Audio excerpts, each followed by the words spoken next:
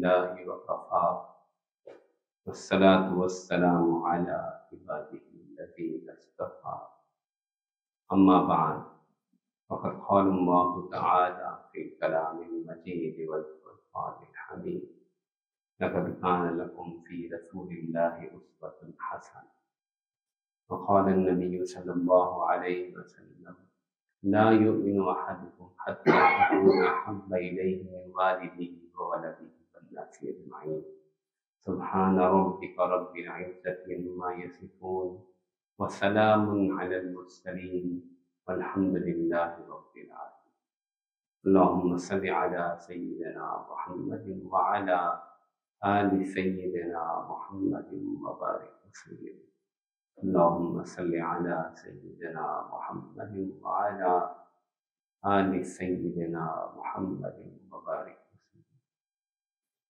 اللہ جل جلالہ نے جو شریعت اور سنت کی روشنی اور ہدایت ہم مسلمانوں کو نصیب فرمائی، اس کی مثل کسی بھی قوم کے پاس نہیں ہے۔ دنیا میں کوئی قوم ایسی نہیں جن کے پاس اتنی جامع ہدایات ہوں، اتنے زیادہ حقوق و فرائض کی پہچان ہو، اور اللہ تعالیٰ کی معرفت سے لے کر ایک عام جو زیرو ہے، جانور ہے، اس کی بھی حقوق کی پہچان ہو۔ یہ شریعت اسلامی کے علاوہ کسی کے نصیب میں کوئی نہیں جانتا کہ حقوق کیا ہیں اور فرائض کیا ہیں۔ چنانچہ ہمارے سامنے معاشرتیں ہیں کہ ہم دیکھتے ہیں کہ ایک طرف مغربی معاشرت ہے اور ایک طرف مسلمانوں کی معاشرت۔ مغربی معاشرت وہ ہے جس نے نہ حقوق کو سمجھا، نہ فرائض کو سمجھا، نہ محبت کو سمجھا۔ انہوں نے صرف مال اور پیسے کو بنیاد بنایا اور زیادہ سے زیادہ عالی شان چیزوں کو حاصل کرنا، زندگی کے مزے لوٹنا، یہ اس معاشرت کا جو ہے مقصد ہے۔ اس کے لیے انہوں نے بہت ساری چیزیں ایجاد کر ڈالی، بہت سی ٹیکنالوجی بنائی، بہت سی سہولیات ایجاد کی، بجلی ایجاد کی، موبائل ایجاد کی، تو ساری انسانیت ان کو استعمال کر رہی ہے۔ لیکن اس تہذیب کا جو اثر ہے، اس تہذیب کے اثر کی وجہ سے آپ یقین مانیں کہ انسان کے دل سے انسان کی وقت نکل گئی، انسان کا احترام نکل گیا، مال پیسہ مقصود بن گیا، ہر بندہ بس اس کے پیچھے دوڑنے لگا۔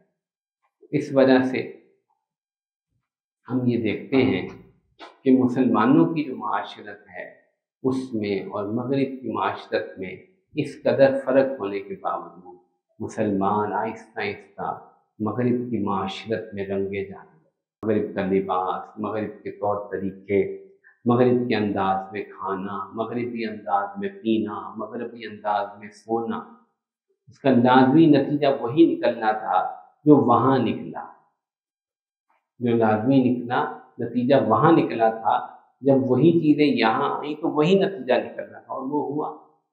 معاشرے کے اندر محبت میں کمی واقع ہوئی، معاشرے کے اندر سکون میں کمی واقع ہوئی، معاشرے کے اندر اطمینان میں کمی واقع ہوئی، معاشرے میں دولت کی اور لالچ بڑھی، اثار ختم ہو گیا، محبت ختم ہو گئی، خیر خواہی ختم ہو گئی، ہر بندہ درندہ بن گیا، ہر بندہ اپنے حقوق کے لیے جو ہے وہ دوسروں کو قربان کرنے تک جو ہے وہ تیار ہو۔ اب ظاہری بات ہے جہاں کہیں بھی ایسا معاملہ پیش آتا ہے وہاں چیخیں تو بلند ہوتی ہیں، وہاں لوگوں کی چیخیں تو نکلتی ہیں۔ جس مغربی معاشرت میں ماں باپ کو گھروں سے نکال دیا گیا، اولڈ ہاؤسز میں بھیج دیا گیا، وہاں ماں کے حقوق کوئی نہیں جانتا، باپ کو کوئی نہیں جانتا، جوان ہوا ماں باپ کے گھر سے نکل گیا، بچیوں نے اپنی مرضی سے جو ہے وہ شادیاں کر لی، ماں باپ کو کوئی پوچھتا نہیں، چیخیں تو بلند ہوتی ہیں، مائیں چیختی ہیں، باپ چیختے ہیں۔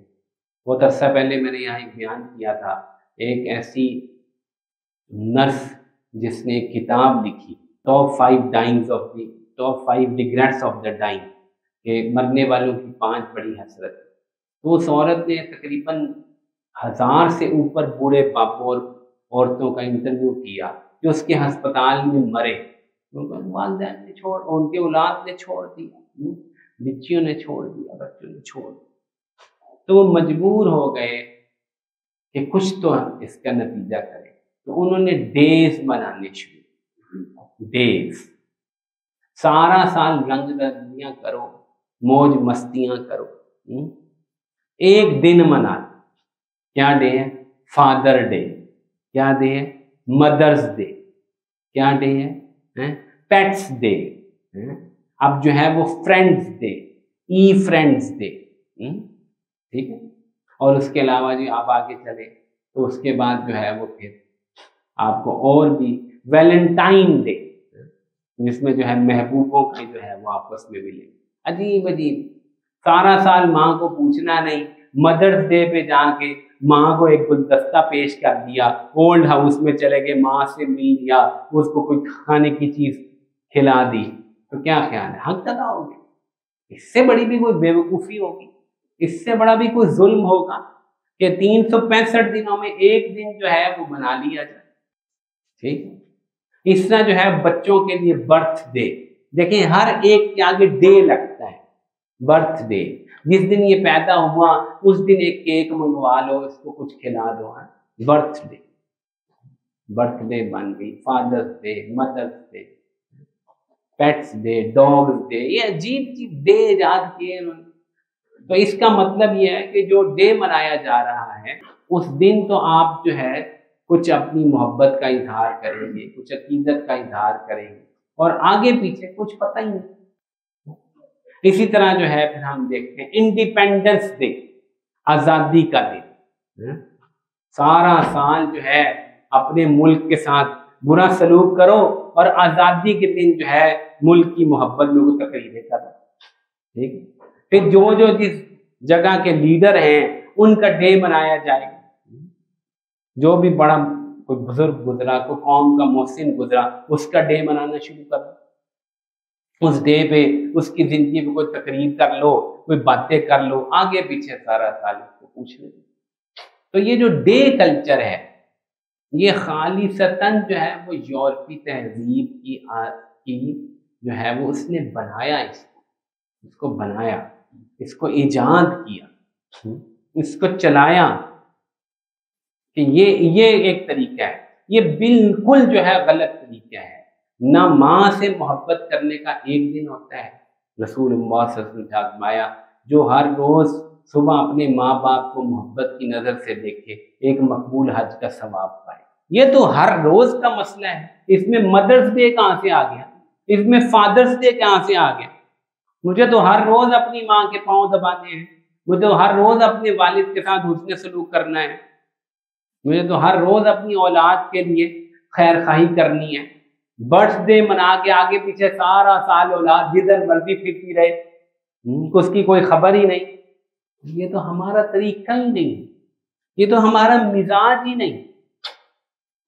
ہمیں ایک دن انڈیپینڈنس ڈے بنا کے باقی 364 دن جو ہے وہ اپنے ملک کو خراب کرنا ہے، کرپشن کرنی ہے، لوٹ مار کرنی ہے. یہ تو کوئی حب الوطنی نہیں، یہ تو کوئی ملک سے پیار نہیں. ایسے تو نہیں ہوتا.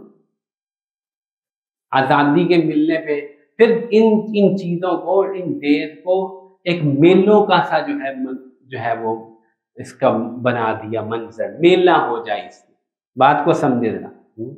انڈیپینڈنس ڈے ہے، اب میلہ ہو گیا.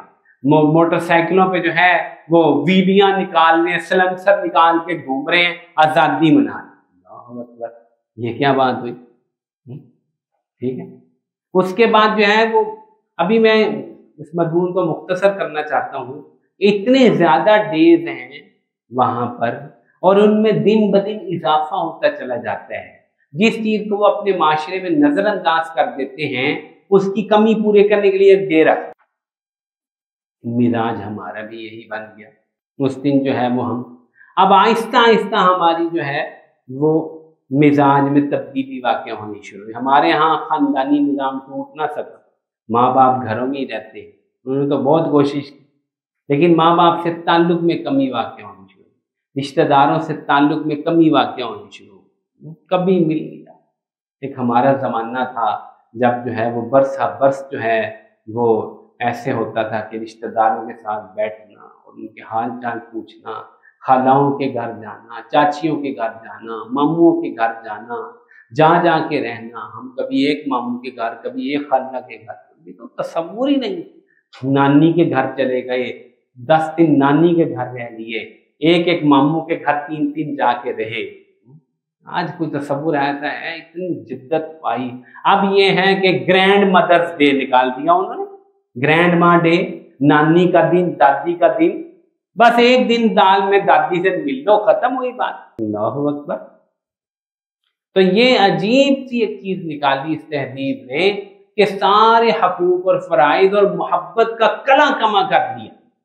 محبت نام کی کوئی چیز نہیں، مربت نام کی کوئی چیز نہیں، اور جو ہے وہ ایک دن اس کا تذکرہ کر لو اور بس سارا کچھ پورا۔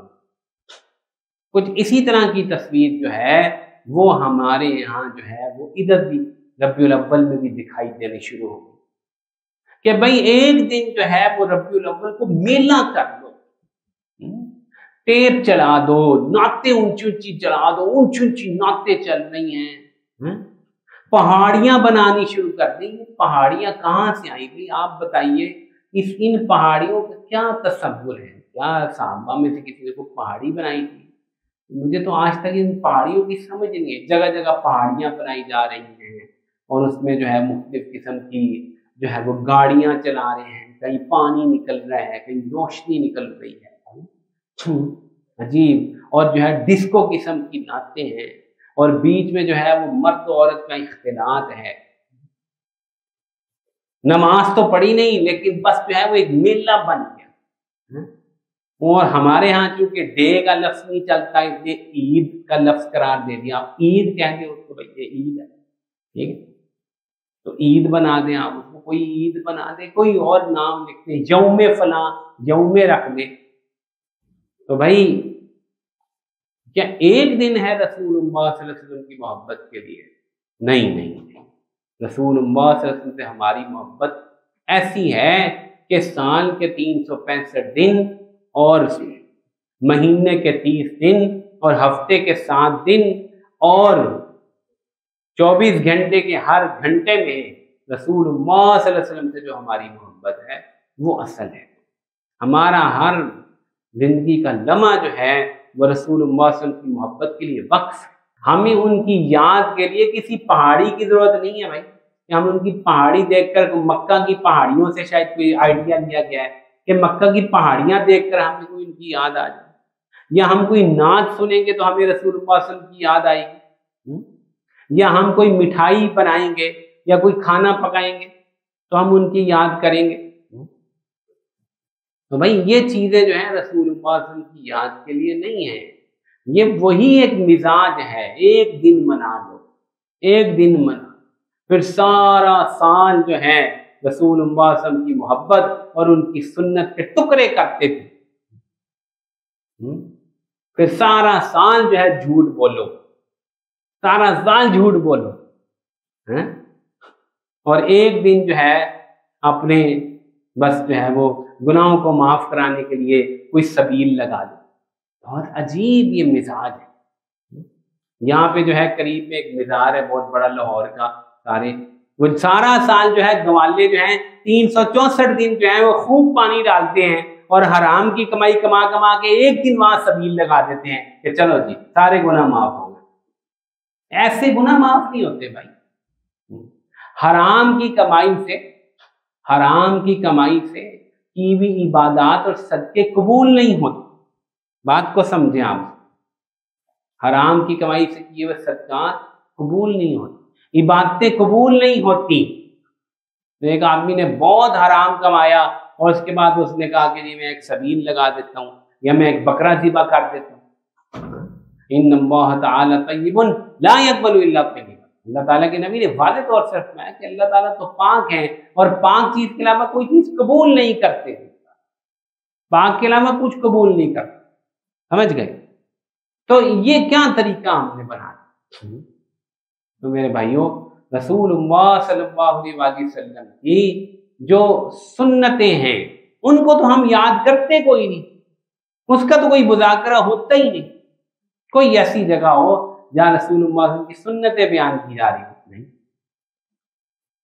اور اب اتنا شور ہوگا، گلی گلی جو ہے وہ بتیاں لگائی جائیں گی اور جھنڈے لہرائے جائیں گے اور پہاڑ بنائے جائیں گے، اور وہ اس دن جو ہے وہ ڈسکو قسم کی نعتیں چلائی جائیں گی پیچھے، اور ایک شور ہو، تو کیا اس سے رسول اللہ صلی اللہ علیہ وسلم کی سنت زندہ ہو جائے گی؟ آپ سوچیں، کیا اس سے امت کے مسئلے حل ہو جائیں گے؟ کیا اس سے اسرائیل جو ہے وہ فلسطین پہ اپنا ظلم ختم کر دے گا؟ نہیں، بالکل۔ میرے بھائیوں، رسول اللہ صلی اللہ علیہ وسلم کی سنت جہاد ہے، اور وہ جہاد جو ہے وہ اتنا آسان نہیں ہے، اس کے لیے جان دینی پڑتی۔ جی میں آتا تو ہے کہ شہید ہو جاؤں، پر سنا ہے ظالم جان ہی سے مار دیتے ہیں، اور سنا ہے کہ ظالم جان ہی سے مار دیتے ہیں۔ تو میرے بھائیوں، یہ جوش محبت جو ہے وہ ایک دن کے لیے دکھلانا اور بس پھر خوش نہیں، یہ نہیں۔ ایک دن جو ہے ہماری زندگی کا، ہر دن وہ رسول اللہ صلی اللہ علیہ وسلم کی محبت کے لیے ہے۔ ہم ان کی محبت میں ان کی سنتوں پہ عمل کریں۔ نماز سب سے بڑی سنت ہے، تو جتنے لوگ جو ہیں وہ نماز کو ضائع کر رہے ہیں وہ رسول اللہ صلی اللہ علیہ وسلم کی سنت کے تارک ہیں۔ تو یہ جلوس نکالنے سے جھنڈیاں لہرانے سے یہ سنت زندگی میں نہیں آئی۔ کیا خیال ہے آپ؟ شفاعت جس کو حاصل کرنے کے ہم سارے بہت زیادہ تمنا رکھتے ہیں، کون مسلمان ایسا ہوگا جس کی یہ تمنا نہ ہو کہ مجھے رسول اللہ صلی اللہ علیہ وسلم کی شفاعت نصیب ہو جائے؟ کوئی مسلمان ایسا نہیں۔ ہر مسلمان کی یہ چاہت ہے کہ مجھے رسول اللہ صلی اللہ علیہ وسلم کی شفاعت نصیب ہو جائے، لیکن کیا شفاعت جو ہے وہ اس چیزوں سے حاصل ہوگی؟ نہیں، شفاعت جو ہے رسول اللہ صلی اللہ علیہ وسلم کی محبت سے، ان کے دین پر چلنے سے حاصل ہوگی، ان کے دین پر ان کے لائے ہوئے طریقے کو اختیار کرنے سے شفاعت حاصل ہوگی۔ یہ ساری چیزیں جو ہیں یہ پیچھے رہ جائیں گی، یہ ساری چیزیں دھری کی دھری رہ جائیں گی، یہ کام نہ آئیں گی۔ شفاعت کے لیے وہی طریقہ کام آئے گا جو رسول اللہ صلی اللہ علیہ وسلم نے بیان کیا کہ انا فرتکم علی الحوض، میں جا رہا ہوں آگے، اپنے حوض پر جا رہا ہوں، تم نے میرے پیچھے پیچھے آنا ہے، تم نے میرے پیچھے پیچھے آنا ہے۔ اور پھر فرمایا کہ میں اپنے حوض پہ کھڑا ہوں گا اور بہت سارے لوگوں کو میرے حوض پر آنے ہی نہیں دیا جائے، میں کہوں گا وصیحابی، یہ تو میرے ہیں۔ تو کہا جائے گا کہ آپ کو معلوم نہیں کہ انہوں نے آپ کے دین میں کیا تبدیلی کر، انہوں نے آپ کے طریقے کو کیسے چھوڑ دی، انہوں نے آپ کی سنتوں کو کیسے تباہ کر دی۔ تو آپ علیہ السلام فرمائیں گے سحقن سحقن لمن غیر بعدی، دور ہو وہ شخص جس نے میرے بعد میرے طریقے کو بدل دیا۔ اب سوچو، شفاعت کا اور حوض کوثر کا طریقہ تو حدیث میں آ گیا کہ میرے طریقے کو نہ بدلنا، ورنہ وہاں نہیں پہنچ سکو گے، شفاعت بھول جاؤ۔ تو بھائی شفاعت کو اور حوض کوثر کے جام کو ایک ہی چیز سے جوڑا ہے، اور وہ یہ ہے کہ میرے بعد میرے طریقے کو نہ چھوڑ۔ چنانچہ رسول اللہ صلی اللہ علیہ وسلم کے جانے کے بعد صحابہ کرام رضی اللہ عنہم اجمعین کا سب سے بڑا فوکس اس بات پہ تھا کہ رسول اللہ صلی اللہ علیہ وسلم کا طریقہ نہ ہم سے چھوٹ جائے، کوئی بات ہم سے نہ چھوٹ جائے، کوئی سنت نہ ہم سے چھوٹ جائے، یہ سب سے بڑا ان کا کنسرن ہوتا تھا۔ اگر کہیں کوئی مشکل پیش آ رہی ہوتی تھی، وہ سب سے پہلے اس بات کا جائزہ لیتے تھے کہ رسول اللہ صلی اللہ علیہ وسلم کی کوئی سنت تو نہیں چھوٹ رہی، ہم سے کوئی طریقہ تو نہیں چھوٹ رہا۔ آپ اندازہ لگائیے، ہم سب جانتے ہیں حضرت ابو بکر صدیق رضی اللہ عنہ خلیفہ بنتے ہیں، اور کہا جاتا ہے کہ اسامہ رضی اللہ عنہ جو کہ نوجوان صحابی ہیں، ان کے لشکر کو آپ روک دیں۔ اب یہ رسول اللہ صلی اللہ علیہ وسلم نے اپنی زندگی میں ایک لشکر روانہ کرنا چاہ رہے ہیں، اسامہ بن زید رضی اللہ عنہ، اور یہ ایک انتظامی چیز ہے، یہ وہ چیز نہیں جو بطور سنت جاری کی ہو، لیکن وہ فرماتے ہیں حالات بڑے سخت تھے، چاروں طرف لوگ مرتد ہو گئے تھے، لیکن وہ فرماتے ہیں کہ جو حکم انہوں نے دے دیا ہے وہ نہیں میں توڑوں گا۔ ان لوگوں نے کہا اچھا اسامہ کو لشکر کا امیر نہ بنائیں، کسی اور کو بنا دیں، وہ نوجوان ہیں۔ کہا نہیں، جن کو انہوں نے امیر بنایا میں اس کو بھی نہیں بدل سکتا۔ پھر حضرت عمر رضی اللہ تعالیٰ عنہ کسی نے کہا کہ حالات بہت سنگین ہیں، کہا کہ مدینے میں چاہے جو ہے وہ لشکر حملہ کر دے اور ہم سب کو مار دے اور ہماری لاشوں کو کتے نوچتے پھریں، پھر بھی میں رسول اللہ صلی اللہ علیہ وسلم کے دیے ہوئے حکم کو نہیں بدل سکتا۔ اتنا زیادہ اہتمام۔ تو آپ خود سوچو، جو طریقے جو سنتیں انہوں نے بطور سنت اور دین کے جاری فرمائی تھی، صحابہ کتنا زیادہ اس پہ فوکس رکھتے ہیں۔ چنانچہ عبداللہ بن مسعود کی روایت ہے مسلم میں کہ وہ فرماتے تھے کہ یہ جو باجماعت نماز ہے، باجماعت نماز، اس کے بارے میں فرماتے ہیں حضرت عبداللہ بن مسعود رضی اللہ تعالیٰ عنہ، وَلَقَدْ رَأَيْتُنَا وَمَا يَتَخَلَّفُ عَنْهَا إِلَّا مُنَافِقٌ معلوم۔ فرماتے تھے کہ یہ جماعت کی نماز ایسی پکی سنت ہے کہ ہمارا صحابہ کا حال یہ ہے کہ ہم میں سے کوئی اس کو نہیں چھوڑ سکتا مگر وہ جو پکا منافق ہے بس وہی چھوڑتا ہے، جو دیندار ہے ہی نہیں، جو دھوکے باز ہے وہی چھوڑتا ہے۔ خود سمجھ لیجئے کہ رسول اللہ صلی اللہ علیہ وسلم کی شفاعت، رسول اللہ صلی اللہ علیہ وسلم کے پاس حوض کوثر پہ جانا، قیامت والے دن ان کے ساتھ ملنے کے لیے بس ایک ہی بات ہے، اور وہ یہ ہے کہ میرا طریقہ نہ چھوڑنا، میری سنت نہ چھوڑنا۔ یہ ساری چیزیں جو آج کی جا رہی ہیں، جس میں بہت جوش محبت دکھایا جاتا ہے، جو نہیں کرتے ان بیچاروں کو پتہ نہیں کیا کچھ کہا جاتا ہے، ان ساری طریقوں سے کوئی تعلق ہی نہیں ہے، کسی نے یہ نہیں کی، کوئی اس کا ثبوت نہیں ہے۔ تو میرے بھائیوں، ہم اس بات کو اچھے طریقے سے سمجھ کر آج اس چیز کا ارادہ کر لیں کہ میں نے رسول اللہ صلی اللہ علیہ وسلم کی اتباع میں، رسول اللہ صلی اللہ علیہ وسلم کی پیروی میں بہت کوشش کروں، بہت کوشش کروں، جتنی کوشش میں کر سکتا ہوں، میں نے جتنا میں زور لگا سکتا ہوں رسول اللہ صلی اللہ علیہ وسلم کی سنت کو اپنانے میں، اتنا میں زور لگا دوں۔ معمولی معمولی باتیں ہوتی ہیں، معمولی معمولی سنتیں ہوتی ہیں، ہم چھوڑ دیتے ہیں، ہم پرواہ ہی نہیں کرتے، ہم پرواہ ہی نہیں کرتے، ہم کہتے ہیں کوئی بات نہیں، گزارا نہیں چلتا، یہ ہے وہ ہے۔ پچھلے سال میں نے یہاں ربیع الاول کے موقع پہ سنت میں چلنے میں جو رکاوٹ تھی وہ بھی آپ کو عرض کی تھی۔ اب میرے پاس وقت نہیں ہے، میں صرف دہرا دیتا ہوں، صرف نام بتا دیتا ہوں کہ سنت پہ چلنے میں کیا رکاوٹ ہے۔ سب سے پہلی رکاوٹ، لوگ کیا کہیں گے، خاندان والے کیا کہیں گے، میرے دوست کیا کہیں گے، معاشرے والے کیا کہیں گے۔ یہاں ایک صاحب قبرستان مسجد میں نماز پڑھتے تھے، انہوں نے داڑھی رکھ لی، میں نے ان کو کہا ماشاءاللہ، ان کی عمر بھی کافی زیادہ ہے، اچھی خاصی عمر کے ہیں، تو میں نے ان کو کہا کہ جو ہے وہ ماشاءاللہ داڑھی رکھ لی آپ نے، بہت مبارک۔ کچھ دن بعد دیکھا میں نے بالکل چٹا صاف داڑھی صاف کر، تو میں نے کہا کہ یہ کیا ہوا؟ تو کہنے لگے کہ وہ اصل میں باہر ملک جانا تھا میں نے، تو میں نے سوچا باہر ملک جاؤں گا، وہاں وہ کہیں گے یہ تو مولوی آ گئے ہیں، اس لیے میں نے کہا اچھا یار جی، باہر ملک جانے تو کیا مولوی باہر ملک نہیں جاتے، ساری دنیا میں مولوی جاتے ہیں، سنت رکھ کے کیا آپ کو کسی نے ویزا نہیں دینا؟ صحیح ہے۔ تو مسئلہ صرف یہ ہے کہ لوگ کیا کہیں گے، لوگ تو کچھ بھی کہیں گے، میرا دل جو ہے وہ اس بات پر آمادہ نہیں کہ میں سنت پر آ جاؤں، تو اس لیے نفس ایسے بہانے تراش دیتے، لوگ کیا کہیں گے، ہمسائے کیا کہیں گے، تو اتنی سی بات سے ڈر گئے، سنت چھوڑ دی۔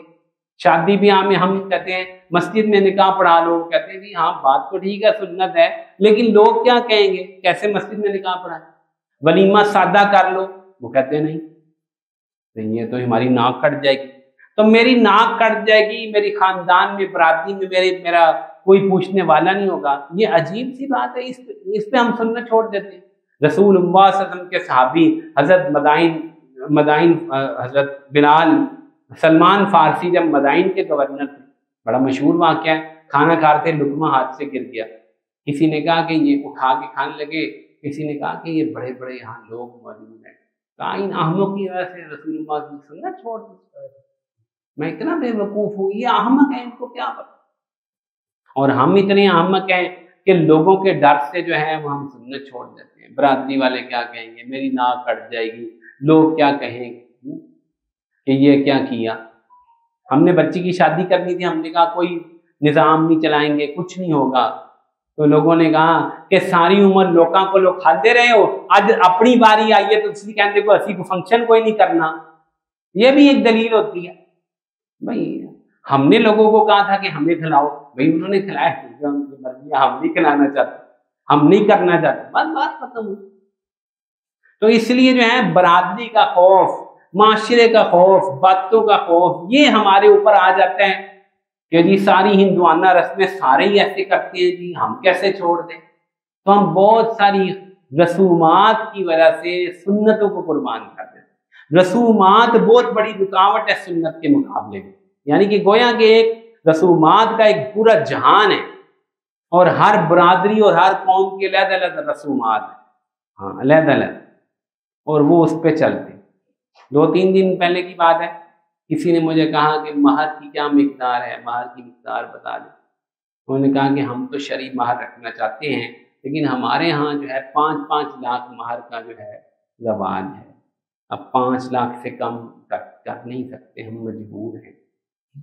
اب چاہتے بھی ہیں شریعت و سنت پہ عمل کرنا، پھر وہ کیا کرتے ہیں، 5 لاکھ مہر لکھ دو اندت طلب، بس لکھوانا ہی ہوتا ہے، دینا دونا کوئی نہیں، بس لکھوا دو 5 لاکھ، بس چھٹی ہوئی، بس ناک بچ گئی. اسے کہا بھائی 10-20 ہزار روپیہ 30 ہزار روپیہ مہر دے دو جتنی تمہاری وسعت ہے. وہ کہتے ہیں نہیں جی ناک کٹ جائے گی، کیا کر، ناک ہماری زیادہ بڑی ہے سنت سے، مسئلہ یہ ہے.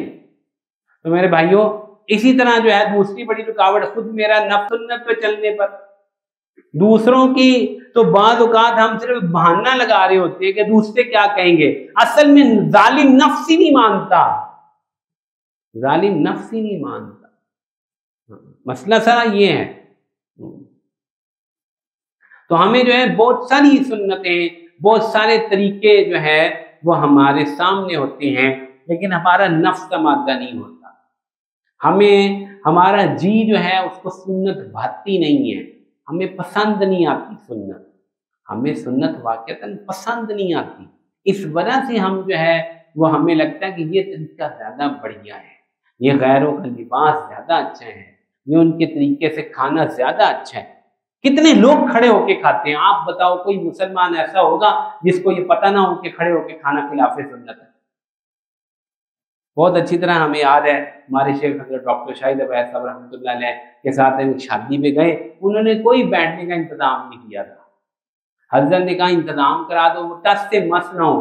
حضرت نے بڑا امامہ پہن رکھا تھا، اپنی ٹوپی اتاری، امامہ کھولا، کہا بچھاؤ یہ دسترخوان، چلو سارے یہاں بیٹھو. ان کے تو ہوش اڑ گئے، انہوں نے اپنے دسترخوان امامے کو دسترخوان بنا دیا، کہا لاؤ اس کو پلیٹیں رکھو. اتنا جو ہے وہ ناراض ہو گیا کہ یار یہ سنت ہے، اور یہ اس پرواہ ہی نہیں کر رہے اس بات کی بالکل. اب جو ہے بہت سارے لوگ نہیں ایٹیکیٹس کے خلاف ہے، کھڑے ہو کے کھاتے. کسی نے مجھے کہا کہ اصل میں وہ بڑی پیاری مثال تھی. ایک جگہ بیٹھا ہوا تھا، ایک صاحب کہنے لگے کہ جانور کبھی آپ نے دیکھا، بکری دیکھی ہے، بکری، گائے، مجھ وغیرہ، گائے، بھینس. کہتے ہیں میں نے کہا جی. کہتے ہیں وہ بیٹھی ہوتی ہے تو جب کھانا آتا ہے تو کھڑی ہو جاتی ہے، کھڑی ہو کے چارہ کھاتی، پھر بیٹھ کے جگا دی جاتی ہے. تو کھاتی وہ کھڑی ہو کے، بکری جو ہے اس کے سامنے جب پٹھے وغیرہ رکھے جاتے ہیں تو وہ کھڑی ہو جاتی، کھڑی ہو کے کھاتی ہے. تو کہا یہ تو حیوانی طریقہ ہے سارا جو یہ استعمال کرتے. اب پتہ سب کو ہے، لیکن جی میں فنکشن پہ گیا ہوں، میں اب کیسے بیٹھوں، سارے ہی کھڑے ہو کے کھا رہے ہیں. اتنی نفسی آمادہ نہیں ہے. نفس اپنا، میرا جی اس بات پہ راضی ہے کہ میں بیٹھ کے کھاؤں گا، میں بیٹھ کے کھاؤں. کوئی بلا اچھا لگتا ہے کہ نہیں لگتا، کسی کو برا لگتا ہے تو لگے. میرا نفس جب آمادہ ہوگا کہ میں سنت پہ چلوں، شلوار ٹخنوں سے اوپر ہونی چاہیے، بڑی موقت سنت ہے یہ، ٹھیک ہے. اب لوگ پینٹ پہنتے ہیں. ہمارے ایک دوست ہیں، دوست کے والد صاحب ہیں، ان کے وہاں دفتر میں مجبوری تھی پینٹ پہننے کی، تو وہ انہوں نے پینٹیں کٹوا دی ساری. کسی نے کہا بھائی یہ تو آپ کارٹون لگتے ہیں بالکل، پینٹ اتنی اوپر، شلوار تو گٹوں سے اوپر کچھ پوری نہیں لگتی، پینٹ تو بہت بھی لگتی. انہوں نے کہا بھلے لگا رہا ہوں کارٹون، سنت پوری کرنی ہے مجھے، اس سے کیا، جو مرضی کوئی سمجھتا رہے. اب یہ موقر سنت ہے، شلوار جو ہے یا جو بھی چیز آپ نے پہنی، پینٹ شلوار تہبند لنگی، وہ ٹخنوں سے اوپر نہیں چاہیے. بڑی سخت وعید ہے، یہ تو بات ہمیں سمجھنی چاہیے. لیکن میرا نفسی مادہ نہیں ہے، میرا جی نہیں مانتا، کسی نے کیا کہنا. تیسری بڑی بات بھی سمجھ لیجیے، مال اور دولت کی لالچ، مفاد کی لالچ، یہ ہمیں سنت سے روک دیتی ہے.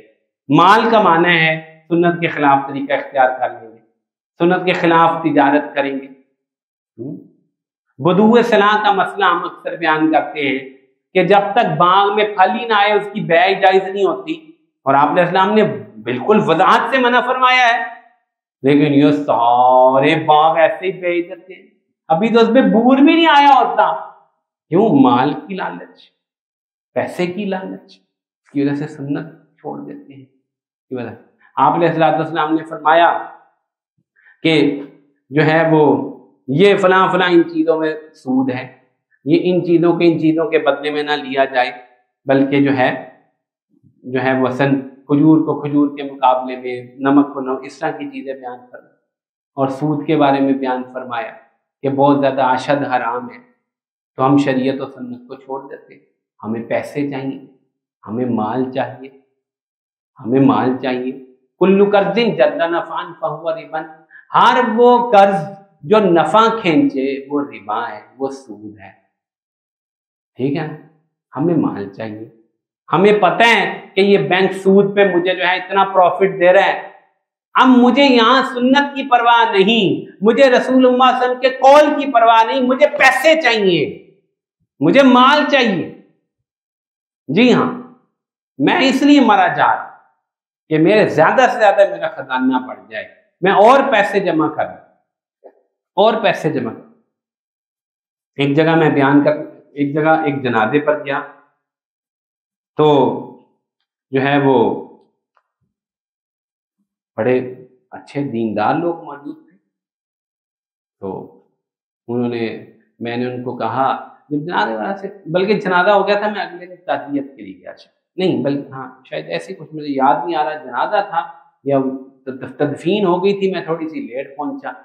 خیر قبر پہ گیا، دعا وغیرہ بھی کی، واپس آ کے انہوں نے کھانا. تو میں نے ان کو کہا کہ بھائی ایسا کریں کہ میت، ابھی سارے ورثہ جمع ہیں، سارے ورثہ اسی وقت جمع ہوتے ہیں، دل بھی نرم ہوتا ہے. میں نے کہا یہ آپ علیہ السلام کی سنت پر عمل کرنے کا شریعت پر بہترین وقت ہے، آپ ابھی جو ہے نا ساری جائیداد جو ہے اس کی تقسیم کریں. تو بہت ان کے تو چوڑے بگڑ گئے، مجھ سے غصہ کر گئے، وہ بہت زیادہ اچھے خاصے ناراض ہو گئے. انہوں نے کہا ابھی تو قبر کی مٹی کے لیے اور یہ مولوی جو ہے وہ جائیداد اور وراثتیں تقسیم کرنے کی باتیں کر رہے ہیں. اتنے ان کا موڈ خراب ہوا. میں نے کہا یار نکلو یہاں سے، عافیت یا نکلنے میں یہ نہ ہو کہ اور ہی کوئی ہمیں منہ ہی کالا نہ کر دے. بھاگنا پڑا وہاں سے. یار اللہ اکبر، ایک تو وراثت کی تقسیم کرنے کی بات کی اور صحیح بات کی. یقین مانو میں آپ کو بتاتا ہوں، ہم نے اپنی والدہ کی وراثت فوری تقسیم کی ہے. اگر وراثت فوری تقسیم نہ کی جائے بعد میں دل پلٹ جاتے ہیں. ہر بندہ جو ہے اس کا مزاج بدل جاتا ہے، اس وقت سارے نرم ہوتے ہیں. ہاں جی، اس وقت سارے کہتے ہیں کر دو، یہ بھی صدقہ کر دو، یہ بھی دے دو. اس سے میت کو فائدہ ہو جاتا ہے، بہت فائدہ ہو جاتا ہے، میت کو صدقہ ہو جاتا ہے، بہت ساری چیزیں. اس وقت دل نرم ہوتے ہیں، ہر کوئی کہتا ہے اچھا یار میں نے معاف کیا، تو یہ لے لے، تو یہ لے لے. بہت ساری چیزیں ایسے حل ہو جاتی ہیں جن کی تقسیم مشکل ہوتی ہے. بعد میں مہینے بعد کرنے بیٹھو تو پھر تو بھائیوں کے منہ ادھر، بہنوں کے ادھر ادھر، بہت مسئلہ ہوتا ہے. مسئلہ بھی لوگ سننا برداشت نہیں کرتے. اتنا غصہ ہے، اتنا لالچ ہے مال میں. وہاں بعد میں پتہ چلا کہ اصل میں کچھ مسئلہ تھا بیچ میں. کسی نہ کسی بندے کا مفاد ہوتا ہے، وہ کچھ حق مارنا چاہتا ہوتا ہے. وہ کہتا ہے یہ بات کیوں کر دی انہوں نے. سمجھ گئے بات؟ تو اس لیے میرے بھائیوں، یا تو خاندانی رسومات یا ہمارا نفس یا مال و دولت کا جو لالچ ہے، مفادات، یہ ہمیں سنت سے روک دیتے ہیں، شریعت سے ہمیں خوب پتہ ہوتا ہے کہ یہ سنت ہے، یہ اللہ کے نبی کا حکم ہے، لیکن ہمیں اپنے مال کی، اپنے مفاد کی لالچ ہوتی ہے، وہ ہمیں روک۔ تو یہ بڑی بڑی رکاوٹیں ہیں۔ میں اپنی بات کو ختم کرتا ہوں کہ اگر ہم یہ چاہتے ہیں کہ ہمیں جو ہے رسول اللہ صلی اللہ علیہ وسلم کی شفاعت نصیب ہو، تو بھائی اس کے لیے ایک آدھا دن نہیں ہے، ہاں یہ جھنڈیاں، یہ جلوس، یہ پہاڑیاں، یہ ڈیک پہ ڈسکو ناتے، ان سے آپ سب نے بچنا ہے، کہیں کسی نے نہیں جانا۔ وہاں جا کے نماز نہیں چھوڑنی اس دن جی، اور بھائی یہ سنت کو نہیں چھوڑنا، سنت کو نہیں چھوڑنا۔ اب آخر میں وہی واقعہ جو میں الحمدللہ پہلے بھی 2 مرتبہ یہاں سنا چکا ہوں، لیکن ہر دفعہ علیحدہ ہی لطف ہوتا ہے اس واقعہ سنانے کا۔ اسی پر بات کو ختم کریں گے۔ جنوری کی ایک بہت سرد رات تھی، تو ہمارا جو ہے وہ بھاول نگر چشتیاں وغیرہ کا پہلا سفر ہوا۔ آج ایک ساتھی بھی ان میں سے یہاں موجود ہے، تو پہلی مرتبہ وہاں جانا ہوا، اور اس وقت صحت اچھی تھی، گاڑی بھی میں خود چلاتا تھا، لیکن گاڑی اپنی نہیں تھی، ایک دوست سے لے کر گیا تھا۔ اپنی گاڑی میں کچھ خرابی واقعہ ہو گئی تھی، تو خیر گاڑی بھی آٹومیٹک نہیں تھی، گیئر والی گاڑی تھی، وہ ذرا چلانی مشکل ہوتی ہے اگر عادت نہ ہو۔ تو شیڈول بھی بڑا سخت تھا ہمارا، تو فجر کی نماز پڑھ کے ایک شہر میں درس قرآن دیا اور وہاں سے نکلے، اور 10 بجے جو ہے وہ ایک دوسرے شہر پہنچے، اور مسلسل بارش تھی، بارش میں وہاں پہنچے اور 10 بجے وہاں بیان کیا۔ وہاں سے نکلے تو ظہر کے بعد ایک اور شہر میں مدرسے میں بیان تھا، وہاں پہنچے، وہاں بیان کیا۔ تو وہاں سے نکل کر عصر کے بعد ایک اور شہر میں بیان تھا، وہاں جانا تھا، اور بارش بہت تیز تھی، اور راستہ بھی پہلی دفعہ ہی جو ہے وہ چلا رہا تھا گاڑی۔ تو خیر وہاں سے چلتے ہوئے عصر رستے میں ہو گئی، جماعت کی نماز پڑھ کے ہم جو ہے وہاں پہنچے۔ تو وہاں جہاں بیان تھا وہاں پہ شامیانے وغیرہ سب لگے ہوئے تھے، وہ سب جو ہے اڑ گئے ہوا اور آندھی کی وجہ سے۔ تو ایک اسکول کی بلڈنگ میں بیان کروا، بہت شدید سردی تھی، اور جو ہے وہ 12 لوگ جم کے بیٹھے، بیان مکمل ہوا، مغرب کے بعد وہاں سے نکلے۔ تو اب جو ہے وہ فجر کے بعد ساہیوال میں بیان، اور میں کیونکہ فجر سے مسلسل گاڑی چلا رہا تھا، اور اگلے دن فجر میں پھر ساہیوال پہنچنا تھا، تو میں بڑا پریشان تھا۔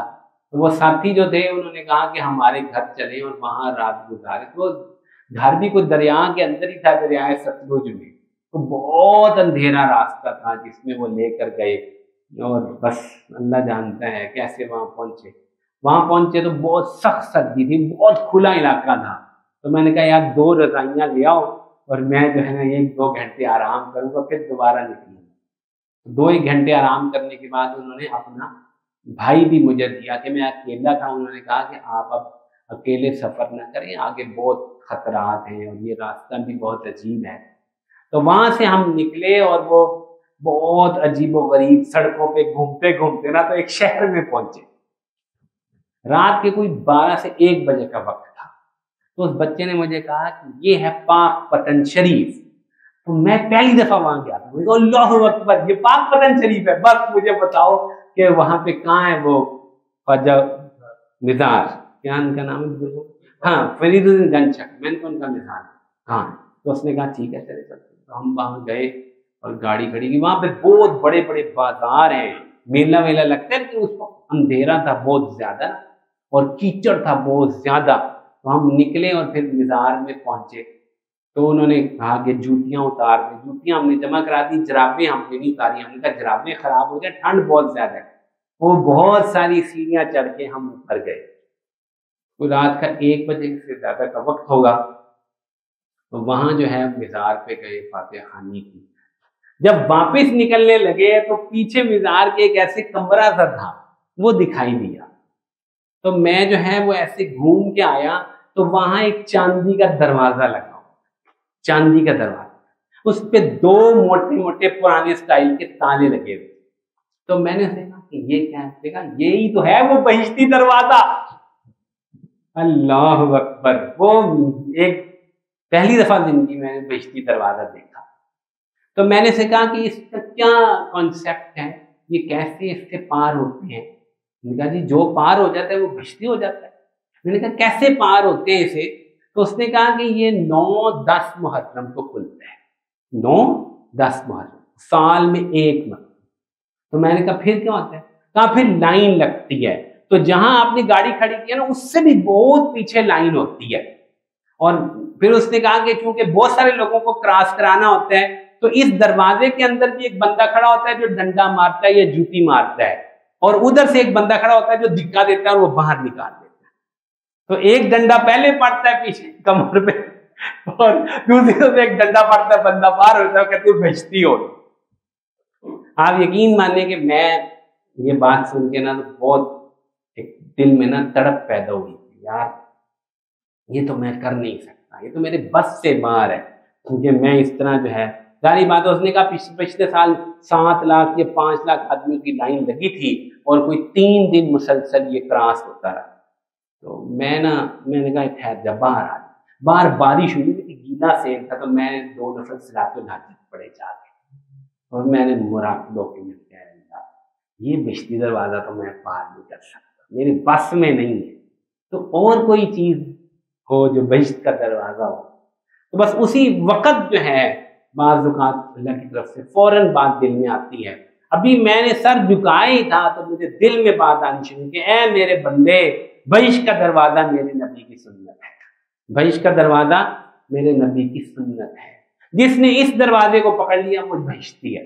تو میں بہت خوش ہو کر اٹھا، غمگین ہو کر میں نے نماز شروع کی تھی، بہت خوشی سے اٹھا، میں نے کہا بہشت کا دروازہ مل گیا، یہاں لائن میں لگنے کی کوئی ضرورت نہیں، یہ دروازہ آپ کے میرے ہر بندے کے گھر میں موجود ہے۔ ہم رسول اللہ صلی اللہ علیہ وسلم کی حدیث کو، آپ علیہ السلام کی سنتوں کو دیکھیں، ایک ربیع الاول نہیں، سارا سال کے 365 دن یہ ہمارا کام ہے کہ ہم سنتوں کو سیکھیں، سنتوں کی دعوت دیں، سنتوں پہ عمل کریں، اور انشاءاللہ بہشتی۔